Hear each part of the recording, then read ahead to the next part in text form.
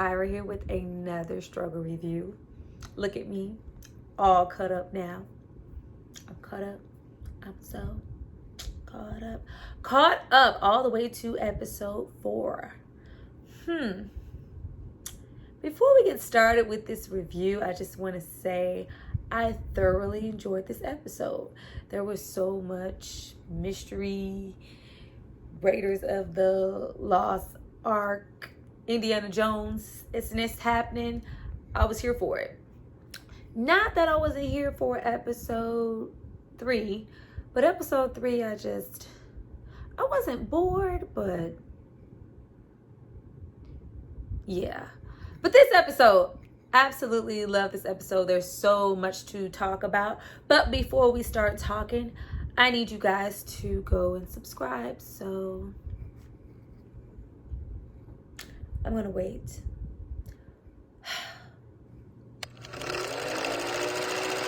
All right, now that you guys have subscribed to see more of me, let's get into this episode. This is LoveCraft Country, episode 4, A History of Violence. We start off this episode and we are on this roller coaster with Montrose. Montrose is drinking as Montrose does every episode. And it's a different kind of Montrose. It's not just a drunk Montrose. Montrose is very emotional, reminiscing. We hear playbacks of him talking to George, playbacks of him talking to Tick's mother, and playbacks of Tick's childhood. We hear abuse, we hear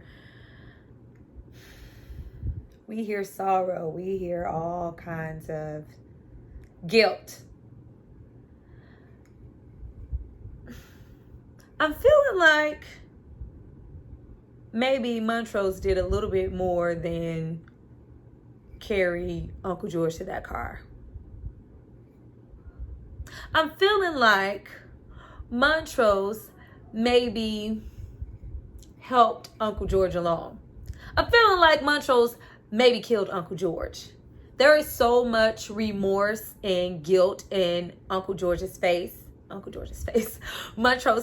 It's not just like, oh my God, my mouth. That was my son.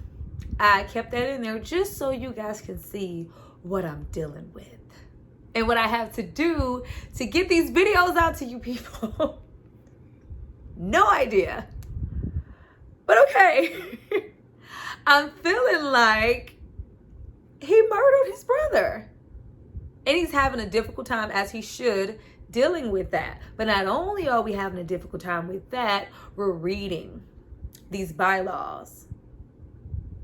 This stuff that could possibly come into fruition if Christina or whomever gets their hands on certain things.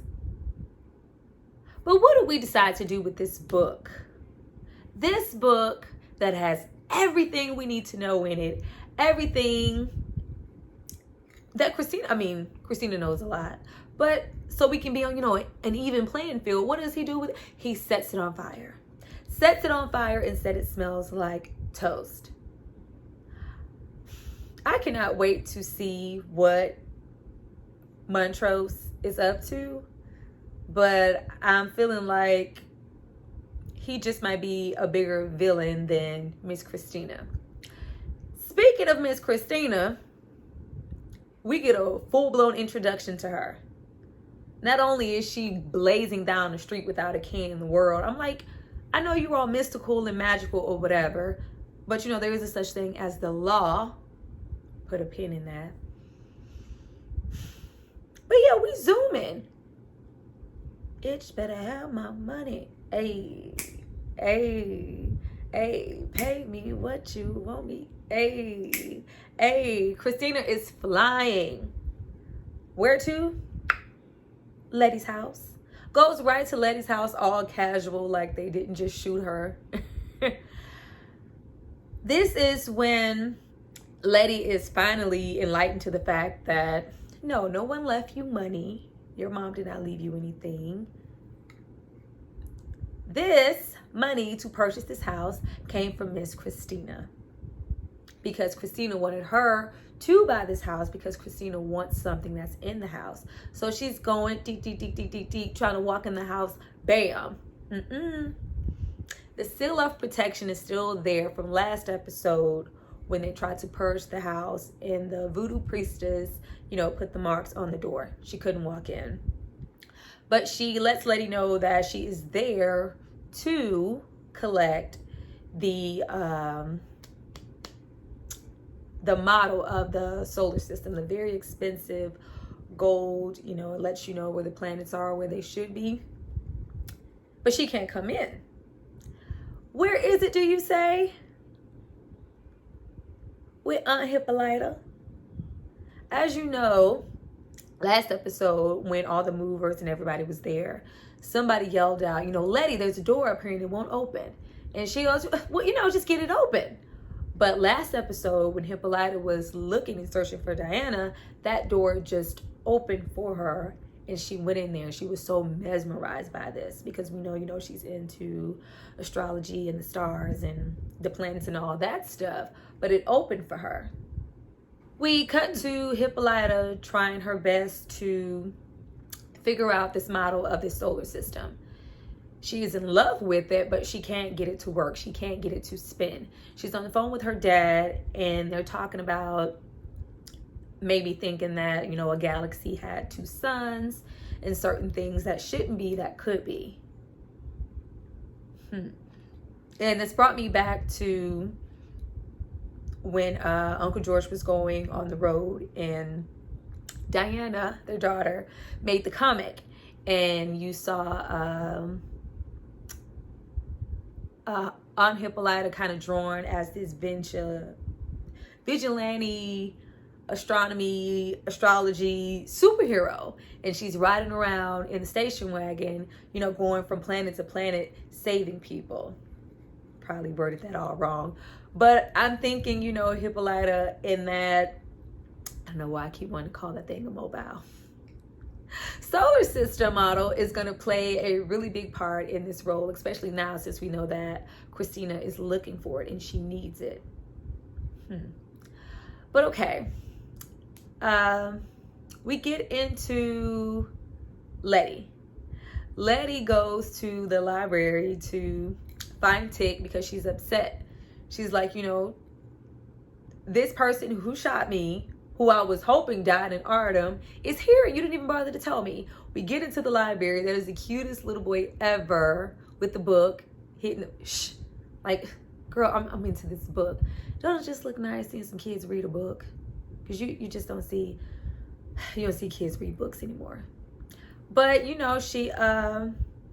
says that he did it to protect her, and he didn't want to scare her, but he does admit that he did try to shoot her and he couldn't. Like, I couldn't shoot her. I would like to see someone else try to shoot Christina and see what happened, because I don't know if she's just impenetrable, like she just can't be killed. But maybe just because, I don't know if it's because it's blood relation, but I Letty just try to shoot her and see what happens. But she also notices that his bag is there. Like, oh, so you were just gonna take my little virginity, roughly, raunchy, like, take my virginity and just leave? But, Tick is like, no, I'm not going anywhere now. I'm going to stay now because Christina is here. I'm trying to, I have to find these missing pages. I've been trying to read every book in the library so I can get the jump on these missing pages before she does. Because if she finds the pages first, she has all the power. We don't have anything on our side. Letty is invested. She's trying to help. And she suggests that Tick goes to talk to Montrose because he's read up on everything with, what happened to Tick's mom and trying to figure out her backstory and all that good stuff. Whole ass disses her. Go home. Boy, if you don't, you're lucky you cute and your shorts fit tight, because So Tick decides, after all, to go and contact Montrose. After he's checked every single last book out, the last person to check these books out and read them in full was his dad. Like, who else are you going to talk to? So he goes to a bar to talk to his father. Letty's already there. She's very, very persistent. Just like Montrose, she doesn't seem like the type of woman you tell what to do. She already said, leave it alone. Go home. I don't want you to be a part of this. Although he is trying to protect her, there is a way to go about things. But okay, we sit down, we're begging, and, can you help us, Montrose? No. Montrose goes through these whole, let it go, let's walk away. And the speech that he gives is it coincides with the times, because he's saying, you can't win. We're outnumbered, we're outgunned, they're ahead in the race.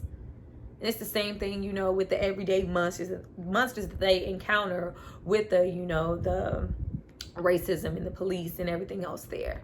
But he also lets it slips out that he knows how many, chapters and chambers and everything is. And they're like, well, how do you know how many there are? Because it was in the book. Well, where's the book? Because we could use the book. Oh, I burned it. And everything is layered underneath the coat of, well, I'm trying to protect you. Your uncle told me to protect the family, and that's what I'm trying to do. You can't win this game she's setting up for you to play, boy. I would not be surprised if Montrose and Christina were in cahoots. Because if you cut back to episode 1 when he was searching and he went to that bar talking to the bartender about where his father was, it kind of seemed like these were, when he was describing the car and the encounters they had, it wasn't just some random kidnapping. Like, oh my God, like, oh, he just was, kidnapped in a Rolls Royce. It seemed like they were talking beforehand and maybe meeting, and then he just disappeared. Nobody just seen him get snatched up in the car. They might be in cahoots. I wouldn't be surprised. But, Montrose is like, I told you he wouldn't be any help. And Letty, you're going to really let your son do this.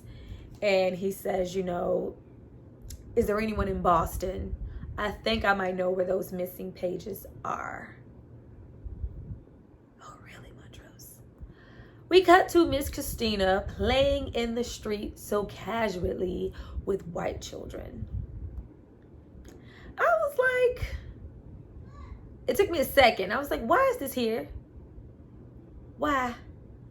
But to me, it just displayed how innocent she's presumed to look and be just for being a white woman. Though she is clearly a conniving witch, wizard, all kinds of stuff, looking to take over the world, Pinky, she is presumed to be just so innocent enough just to play casually in the street with these children, play hide and seek, just because she's a white woman. They don't assume that she's a threat. Vice versa, if this was Tick in the street, I was going to say Letty, but I've been waiting for the show to get a little bit more into the colorism concerning Letty, because Letty could pass for a whole white woman and nobody has said anything about it. Granted, we've dealt with the racial tension and a lot of other things, especially with Ruby's character, Letty's sister, but nobody said, hey, Letty looks white. No, nobody said anything about that. But okay. But she could just, casually run amok with these children and nobody's the wiser. Now, as Christina is frolicking in the middle of the street with white children, the police show up. I was like, what y'all about to do? The police show up to kind of collect her. Because you remember, she's been running amok. Looked like she bought up some, a little property last episode. Kind of paid him off to call Letty and say that her mom left that money. She's speeding in the street. She's frolicking in the street with Sophia's children and whatnot. She gets picked up. Not arrested, she gets picked up and collected and brought to the why am I thinking sheriff? To the the captain, the man who's in charge. The same man who was, you know, in the back of the little paddy wagon with Letty, you know, throwing her around. Do you really know the house that you're living in? He is a part of these chapters. He has his own lodge, his own ring, his own everything, and clearly has someone captive in a closet space in his office. I really wanted to see what was in there. But, you know, she's investigating. I cannot wait to see Christina's, just the plan that she's trying to create. Because she says, you know, I got here and I was surprised to see that Negroes moved into that house. How did you let that happen? When we already know that she made that happen. She's the only reason that Letty is in that house and can afford to pay for that house. She also says that, you know, she was trying to get, you know, the model of that solar system because it's the key to unlocking a time machine. We know that Hippolyta has that. But he abruptly cuts her off. Because he's like, I don't care really too much of what you have to say. You're a woman. You have no place here. How can you come here asking me about my position in my lodge and what I have going on in my city when you're a woman? This is a no female allowed club. Put a pin in it. William and Christina are the same person. You can't tell me no different. She is masquerading around as either Christina when she needs to and as William when it benefits her. William is her foot in the door as a man to be a part of that club, a part of the order. Because there's no women. William is Christina. I'm telling you. But we cut to Letty, Tick, and Montrose trying to get to Boston. Trying to get to Boston for those pages. Now they kind of have the jump on Christina. Because she doesn't know where these pages are. But they do. Well, Montrose does. He, just made me think of something. Because if William, I'm, you know, believing that William is Christina Williams. And, you know, they left that book in the second episode. And Montrose is saying, you know, I might know where the pages are, you know, because I read that book. I'm hoping he's not talking about the bylaws because I'm assuming also that Christina has read those bylaws, Christina being William. But, you know, maybe he's read so many books and got so into it that he has information that they might not know. I'm just trying to figure Montrose out because he's low. But okay, they're loading the car, you know, because nobody has a car except for Hippolyta. She has the station wagon, of course, and they're loading it up. And it was, you know, a little funny scene of them tussling with, you know, I can get my own bags. I'm Letitia fucking Lewis. I can pack my own shit. But, you know, they're going back and forth. Montrose arrives and Hippolyta is with them. She's ready to go on this road trip because Boston has this this grand, you know, astrology museum type of place. Or just a museum, I'm not sure. But, well, there's an astrology exhibit in the museum where they need to go to get the pages. And Montrose is, well, I had to tell her, we can't just take a car and I can't tell her where we're going. Montrose is doing the same thing that Uncle George was doing when he was trying to deflect that first episode to get Tick to say, you know what, let's just not even go hunting for Dad. Let's just leave it alone. Artem, who? He's doing the same thing. Well, you know, maybe if I pack on something as iffy as Hippolyta going, because we don't want Hippolyta to know anything. Hippolyta doesn't even know what happened to Uncle George. She doesn't know anything about any chapters, any chambers, any Christina Williams, none of that. And he's like, nope, like, oh, we going. But you know, Montrose trying to drop a little salt. No, Montrose, we still going. But okay, before we could even pull out of the garage, who shows up? Tree. We used to tussle back in the day, Tree.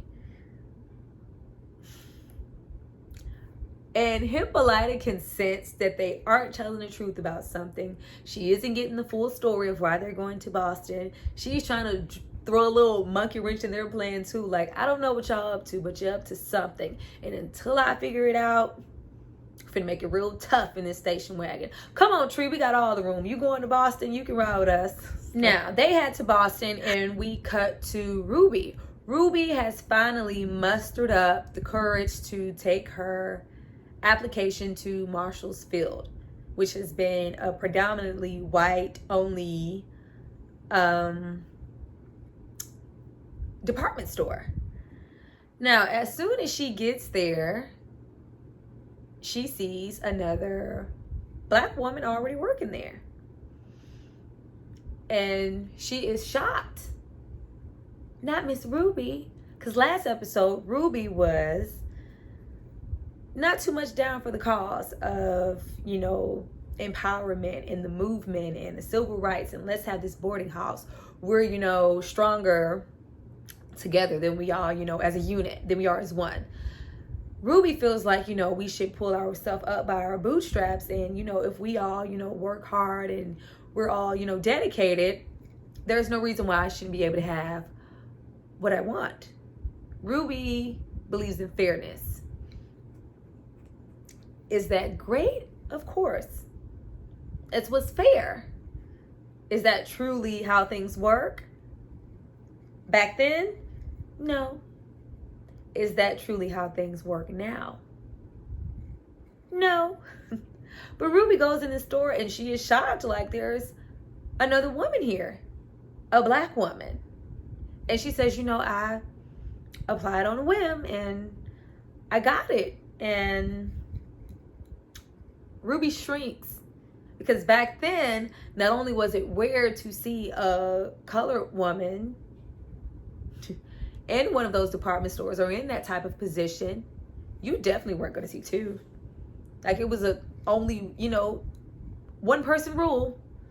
Like we were slowly opening those doors, but boy, it was slow. So if Ruby missed out on that opportunity, now we cut back to the family who have now arrived in Boston and they're at the museum. Hippolyta to see the exhibits and take Letitia and Montrose who were there to find those lost pages. And Tree, who was there to shit up. But okay, you know, they agree, you know, to meet back in 3 hours and everybody goes on their merry way. Tree takes it upon himself to inform Letitia, you know, they know why they call me Tree, because I don't have just 2 legs, I have 3. Wink, wink. And she's like, you know, why are you telling me? Didn't we have sex in high school? And don't you just hate when people lie on it? Okay. But we cut to Hippolyta and Diana. They're, you know, looking at stars, and Hippolyta gets into, you know, discussing a comet that she named, but the organization didn't feel, you know, the need to let it be known that colored girl discovered it and named it. So, you know, they let a white woman take the credit for it, or a white girl take the credit for it. And Diana's like, you know, you should have fought that, mama. She's like, no, as long as we know and you know, that's all that matters. We see that Hippolyta has had a trait of maybe being, you know, subdued and a little submissive, not only with situations like this, but also in her marriage, especially for Uncle George to have this whole long lost love situation. I'm feeling like Hippolyta maybe kind of got the short end of the stick and she didn't, you know, stump too much about it. But it feels like that's all about the change with Uncle George dying and her feeling like people are lying to her. She can tell this whole trip. She's like, when y'all gonna tell me what's up? But I think quiet, submissive, okay, yes, baby, and all of that is done. Like, you see how happy she was when George wanted to, next trip we'll go together. You just see Uncle George like being off and traveling, and her just being, that stay-at-home wife who's helping, with the guide and raising Diana. We cut back to, them walking around and going through the Titan exhibit, and a woman showcasing the exhibit who works there, she goes, look at the countless artifacts that Titan got for helping natives along and sharing skills and knowledge and like teaching them the ways in English. And it got real. There is like a known trail of settlers and when we were snatched from our civilization, them taking those artifacts that are now in museums and, looked up on as, such and such discovered this and this was given. Nothing was given to anybody. All of these things were stolen. They were stolen. Now we're walking further and further along into the museum. The group kind of, splits up. Tree confronts Montrose confronts Tick about him saying that, oh, you actually told Letitia the truth. You told her what I said. Of course I told her what you said. You're lies, because we know that Letitia is or was a virgin. But he tries. Let me knock you down a peg. I sent you out back. I didn't know that was your way. I sent you out back with Samuel, the bartender. I didn't know all that was going on back there. And Tick is like, that's none of my business. Tree is like, you sure it's not your business? And Tick is like, get out of here. Like, I don't swing that way. It's like, no, I never said you did. I was talking about your father. You ever notice how much time they've been spending together since your mom passed?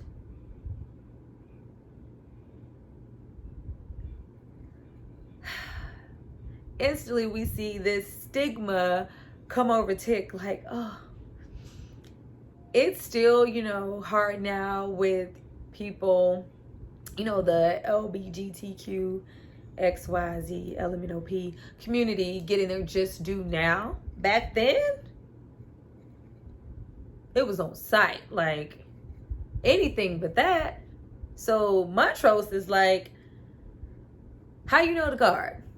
And Montrose is like, the guard said, we have this much time. He's my friend. We have to be out of here by then. Let's not touch the thing. Tick, how you know him in?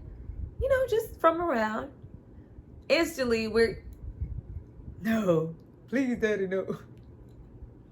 Not the bang.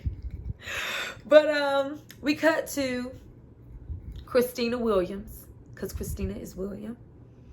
This like confirmed it for me, because I was like, okay. She pulls up to where she's staying, this Dewell house, and there are two people watching her. Christina walks in the house alone. William walks out, goes to the car, drags the man out, pouncing, beating on the man. Miss Braithwaite doesn't like to be followed. You are Mrs. Braithwaite. We cut back to the museum and never see them together. Tick and Montrose, trying to figure out how to access, this secret pathway. They get down there. Tick is trying to take his time to investigate. Granted, they only have, 2 to 3 hours. They already wasted an hour just searching, trying to find the path to even get anywhere in the museum. Now they have 2 hours left.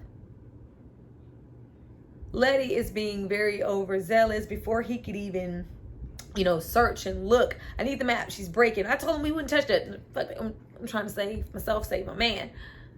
Going's down the rope. Montrose comes down the rope. They get down there. The first idea that Letty has of, you know, this was established at this time, or he created the sons of Adam 3 years after that. You're probably right. Yeah. Let's choose this path. Let's go this way. There are 3 paths. The path that Letty chose has a whole lantern already on it. Meaning, someone already went down the path. Nobody said anything about any pages or any treasure. So clearly they didn't come back.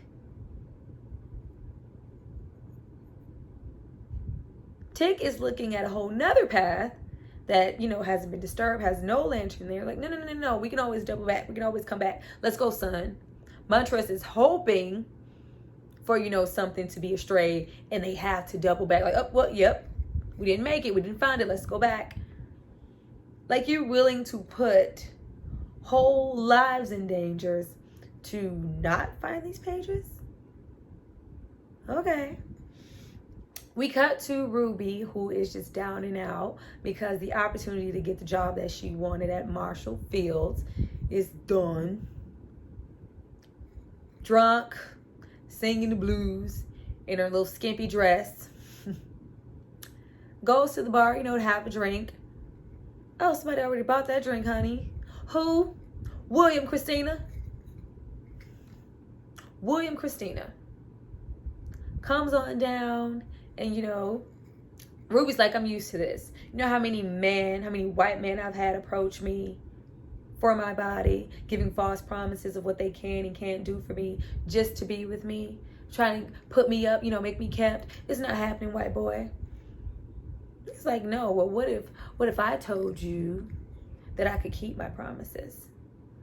I'm like, hold up. Christina Williams gonna sleep with Ruby? Okay. But I was hoping, like, because Ruby was all, you know, strong-willed. It ain't happening, white boy. Back off. I can buy my own drinks. What else can you do for me? But, you know, Ruby gives this last, you know, stare of, you know, maybe William Christina can get it. No, Ruby. Cut back to Montrose, Letty, and Tick in this cave. We're walking and we're walking. Then we get to a plank, a long plank that leads into darkness and falls into nothingness, like you're going to plummet to your death. Montrose is like, well, let's, you know, take another cave. Let's take another path, which is what he was hoping for, because the more time they waste, oh, well, you know, let's just give up altogether. We're out of time. The, you know, museum's about to open. I have to be out of here. You know, the shift change is about to happen with the guy I knew and the new person coming in. We got to go. Nope. Persistent Tick. Like, oh, no. We're gonna test it out. All right, Tick, go ahead. Go on, test it out, Tick. No. We want overzealous Letty to test it out. You want me to go out there? I don't care what kind of special miracle slave Boy Scout knot you know how to tie. I'm not going out there first. There was nothing there, just in whole abyss. We just gonna walk out? Okay. But you know,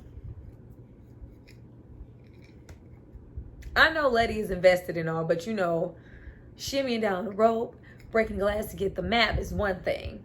Like, you really love Tick. Must got that. Because she went out there. She went out there. And, you know, she's, you know, tightrope walking. And, like, it's intense. Like, shut up. Shut up. Don't tell me what to do. Just shut up. With the faith of, if I happen to fall with my special knot, Tick is going to catch me. And she's going and she's walking and she's walking. All of a sudden, we hear, you know, Letty screaming like she's in trouble. There's, you know, a lot of shaking. And I'm like, well, you know, damn, is there a monster over there? Did she fall? Superhero Tick. Like, I'm not leaving my baby out there. Let me get my ass on this plank and go see what's wrong. She needs me. Once he gets close, you see how fast he walks over there versus Letty getting over there? But okay. He goes out, you know, his walking all fast. Like, you should have got your army trained ass out here and walked across this plank the first time. sending me out here. All I do is, go protest and take pictures. Don't send me out here first. But okay. He gets over there, and we find out that there is kind of like this dangerous, large pendulum swinging back and forth that could knock Letty and Tick off if they move to continue to go across at the wrong time. But, Letty gets up and she goes across safe. Tick is about to go when Montrose yells out, the bridge is disappearing. It's disintegrating. Indiana Jones. But okay, Tick goes back for his dad. I was like, is Montrose going to, go back? Is he going? Nope. For Montrose to keep going on this journey, there's a sense of he has his own agenda and he's up to something. But maybe, just maybe about this, because it's not a lot, about this much, he actually cares about his son's well-being. This much. Even though I feel like Montrose knows that he isn't his son, and he knows that he was Uncle George's son. But okay, goes back for, dad, and he throws him that, that satchel. He's like, he drops it. He's like, you better catch me, boy. You better catch me, boy. I absolutely love the contrast between other Michael K. Williams characters to this one. Him playing a dad and being an older character is so out of sorts for him. Still grimy though. Michael K. Williams equals grimy, up to no good character. But okay. He runs and he catches them and they have this embrace and kind of like this bonding moment. Because, we're about to die. That we know that they haven't had in years. Mind you, Tick has been gone. I haven't written you a letter in 5 years. You come now when I write a letter under duress. They have no relationship, no bond. But he caught him. And they had a moment to interlock. By the time, it's disintegrating, going down and down, disappearing. They get to the end. But there is a certain code that you need to unlock the door to get to the other side, to enter the cave. They're throwing out date after date after date after date. It's not working. Montrose throws out this magical date that he happens to remember, this code that works. These Adam and the dates, and everybody's like, how the hell did you do that? How did you know that? Oh, yeah, I read it in the book. I read it. Montrose is lying. You lying. What up, you lying? Why you always lying? Oh my God. Stop fucking lying. Montrose. But they finally get in there, Did you see my jump? Jesse Owens ain't got on me. King Kong. Okay. But at that moment, Letty tries to she notices that Tick is bleeding. He's like, no, get off of me. I know that. Tick is up here. You up here. I'm gonna need you to get down here. But he's, being very passive aggressive. Like, you just took my cookies. Like, can you just be a little nicer to me? But okay. They get further and further into the tunnel and realize that water is starting to rise. And Tick informs the rest of the group, if what he thinks is correct, they have an hour to find the pages and get out of there before they're completely underwater. Cut back to Ruby, still at the bar with William and Christina. And, she's still down. Like, I would have got there first if it wasn't for Letty, keeping me all wound up with that house and all that stuff going on and lying to me. I would have got there. Who's Letty? You know who Letty is, William and Christina. I'm feeling like he also has something to do with the black woman who just happens to be in the department store now. They want to use Ruby at some point in this plot twist. And, Ruby, she, makes, it's the right ways to the finish. And I know if I was in your skin, I wouldn't even have to, run to get there. I would be first if I was white, which I feel like is going to come into play next episode. That skin, if I was white. No, Ruby, you chocolate, you beautiful. But okay, we steady getting them eyes, like, no, Ruby, no. It's a shim. It's, nope. Ruby goes through with it, interlocking her into whatever Christina's plan is. We get down to the house, we didn't even make it to the bed. Sex on the steps. You seen how Wood Christina flipped Ruby over? I was like, all right, Wood Christina, I see you. We cut back to them. The water has risen at least to, their navel at this point. And we get more into, well, how did you know that cold? How did this? And what are you not telling us? I knew that because I had the book, which I burned because Uncle George told me to protect you and to protect our family. But I keep going because you're here and you won't stop, and I'm trying to protect you. All right, Montrose, I half believe you. I half believe you. But we still, pumping out all this aggression at Letty. It's like, don't yell at her. I won't see you in here without no backup. That's my Montrose voice. I'm going to see you in here with her. She not going to protect you. I'm here for you. He's like, don't let at her. Letitia's done. She's walking. Boom. Dead body. She's like, oh, I could have swore that looks like one of my neighbors. Last episode, we seen 3 of her neighbors murdered in the house, winding up underneath the elevator, all the way down as far as the elevator could go, on the ground, just laying there. In Chicago. They're in Boston, in the museum. Well, underneath at this point. The water is still rising, and we get to this elevator. And I was like, but they in Boston. And the elevator's in the house in Chicago. Okay. LoveCraft country. But they get there and, it's like, oh, this is, how, someone else who was looking for the pages wound up down here. You guys take this elevator and go back home. It's getting too dangerous. So Letty's house is a whole gate to this whole tomb, pages, cave situation, which I'm guessing Christina didn't know was there, because the only thing she's looking for is that model of the solar system that Hippolyta has. But this frustrates Letty because she's like, which coincides with now all this Black Lives Matter. I was, shot. I almost died. He was kidnapped. Stop acting like this is only happening to you.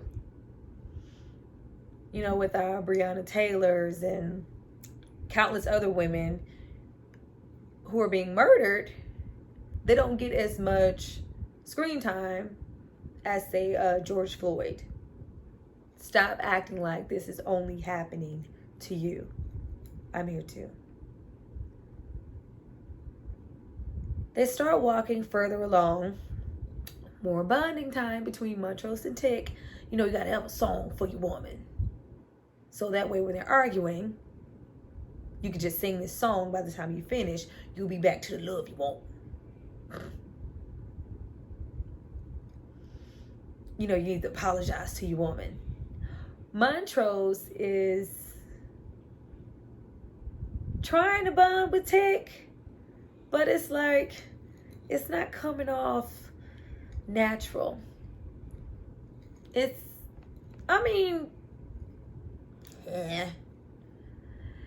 get to the gate to unlock this vault, and there's already an arm there with a ring on it from a member. Someone has already put their hand in there and it didn't match. gone. Tick is, has to decide, do I really want to put my hand in there? What if, I'm not the right person? What if I don't have the trait and the same thing happens to me? But Tick puts its arm in there, snaps. I was like, oh yeah. But no. It matches because of course he's the closest descent. It should. Finally unlocks the vault that has these pages in it.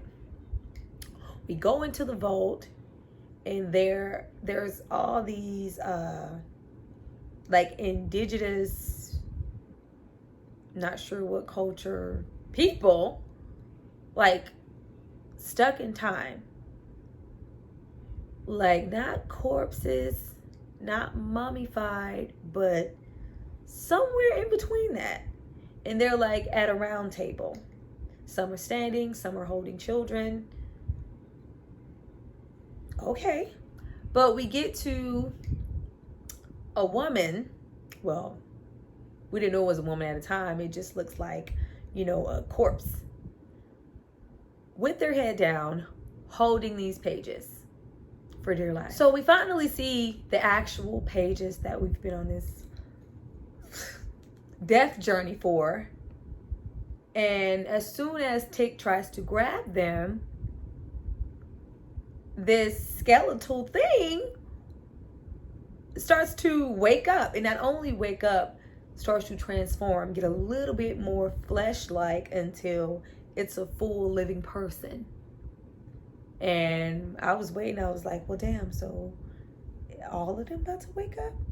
But no, it was just her.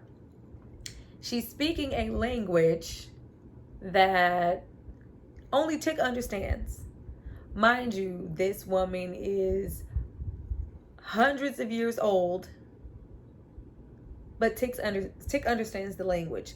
I don't know if this is a language that he learned while he was in the war or what's going on, but he knows it. But she says that she's been entrapped there by Titus. The language on the pages is written in letters that only she can interpret and understand. So Titan told her, if you read this, I'll help you and I'll help your people. And I'll reignite you with your people. But he killed her people and held her captive and trapped her there. So whenever he had use for the pages, there will be someone there to interpret and read them.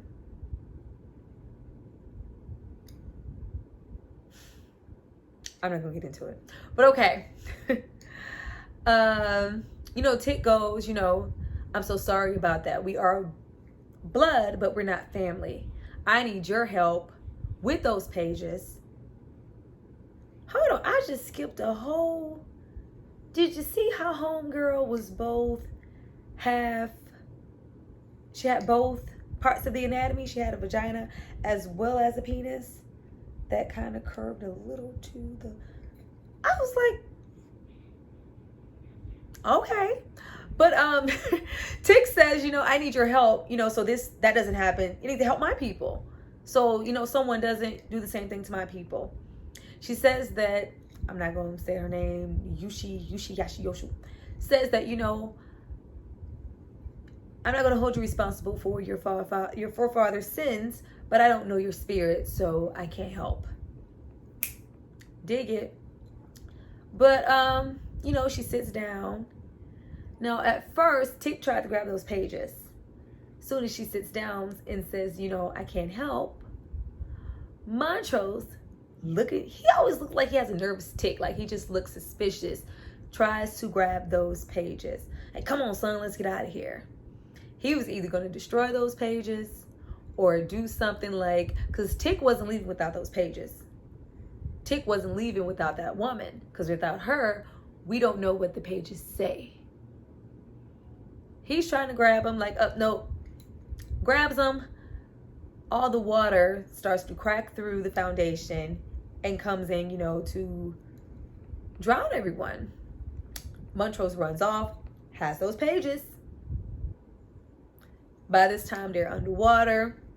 Of course, Tick has grabbed, the indigenous half and half woman. Need her to read those pages. They're swimming, they're going. They finally make it, swim all the way to the elevator, get all the way in the elevator. Everybody's in the elevator. What does Montrose do? Let those pages go. Let those pages go. Not with trusty Letitia around, though. Not with overzealous, about to save the universe, save my man. That's not the kind of woman you tell what to do. Fucking Letitia swims out to get those pages. Did you see Montrose's face when she went to, like, God damn, girl, I'm trying to, whew. You really gonna swim out and risk your life to get these pages when we're on the elevator and we can get home safely, alive? Yep. Letitia went out, got those pages, got back in the elevator. As they get into the elevator and gets up, all the water comes out. The woman lets out this enormous scream. Oh my goodness. What does Tick do? Wow. Girl, if you don't, girl, we just almost died. Shut up. But, he busts her in the face as, after he slobs Letty down. I was like, thank you. Can I get some compassion? I just tightrope walked. Janelle Monáe my ass across this disappearing bridge. Almost drowned. I'd have been shot all up in Artem. Just went out, risked my life to get those pages. Get a little gratitude. So by the time they get back, in the house from Boston to Chicago, we're back in the house. We've established that the elevator in the tunnel led back to the house. How? Magic, like imagination, magic. But they get back to the house and call Hippolyta, and they're on their way back to Chicago. And even baby Diana is like, how did they get back there so fast? How are they already at home? As she's saying that, Diana is holding that travel guide, that map that George was making his little notations on. This is where we shouldn't do, the sheriff, blah blah blah. She has it in her hands and frustrated, like, oh, okay, so you guys really just made it back to Boston just made it back to Chicago from Boston in the blink of an eye, and with no explanation given. Something is going on. You guys still aren't telling me everything. Give me that map. Where's the last place your father went? Because we're going there. I need answers. Hippolyta is on her way to Artem. Cut back to the house. Everybody's, calm down. We decide to have, another father bonding son moment. Son, you did real good out there today. You did real good out there today. Your mother would have been proud of you. You're real brave. I was like, oh yeah, Montrose. This is before what came right after that. I was like, something is not adding up. The disdain he seemed to have for his son versus this instant gratification and love and, oh, I'm so proud, son, high five. And we know deep down that this is what Tick wants. He feels very much unloved by his dad, uncared for, all the way from childhood, because it was abusive. So now you have this man standing here. I'm so proud of you, son. Good job. He almost breaks down, like, he can't get anything out. It's like, thanks, Pop. Well, in the morning, I'm going to try to, teach Miss Thing, a little English and break things down, kind of get her to share some things with me so we can encrypt these pages and see what's on them so we can get a leg up over William Christina. Okay, son. Yeah, okay. Good night. Grimy Montrose. What does Grimy Montrose do? Go slit her throat. Like, you didn't even give the lady any time.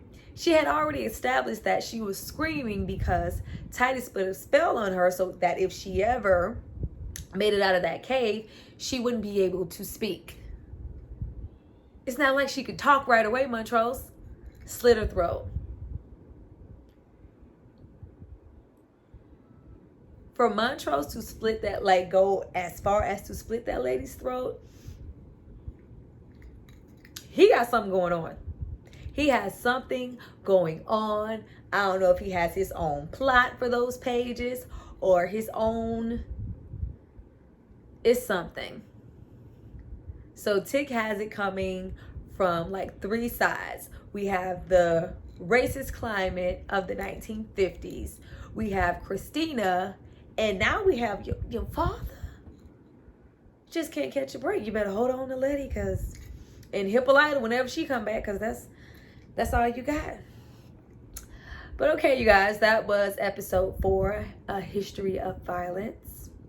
I hope you guys enjoyed it. I hope you guys come back and join me for episode 5. If you didn't when I started this video, please, please, please, please, please, please, go subscribe. Hit y'all with that James Brown. Go subscribe. Like, it warms my heart when I see my little subscribers and my little, views go up just a little bit. Don't take much. Go subscribe. I see you guys next video. Bye.